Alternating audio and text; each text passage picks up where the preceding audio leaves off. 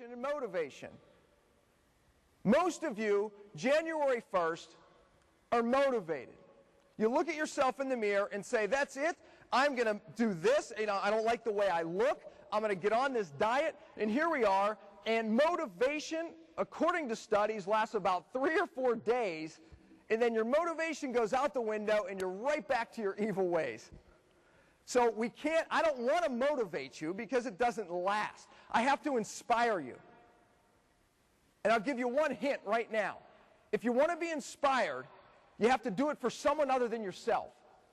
A certain line across, and if you show the next slide, literally there's a physical line on these mountains, on Mount Everest particularly, called the death zone. When you cross this line, you literally reach a place where the oxygen level changes so dramatically that you only have so much time in that death zone. Now here's the unique thing. They have all these Sherpas, which are these amazing guides that say, okay, they radio, one Sherpa takes you into the death zone.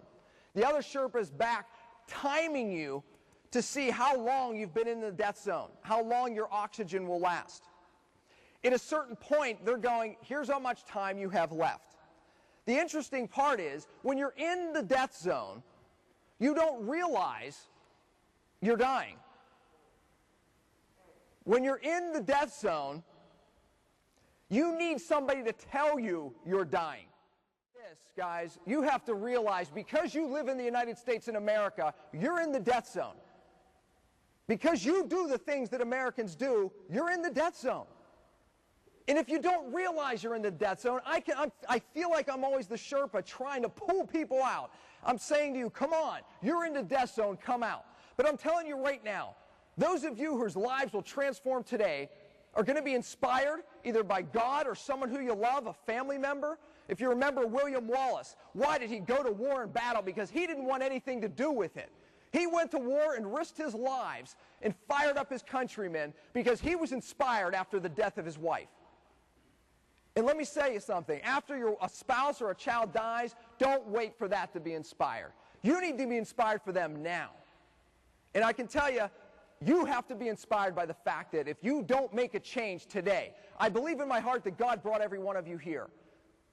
But if you don't use the information starting today, and I've heard all the excuses that I'm going to wait, I'm going to do this, I'm going to wait. You need to start today. If you do that, you'll get out of the death zone, and you may do it without any consequences.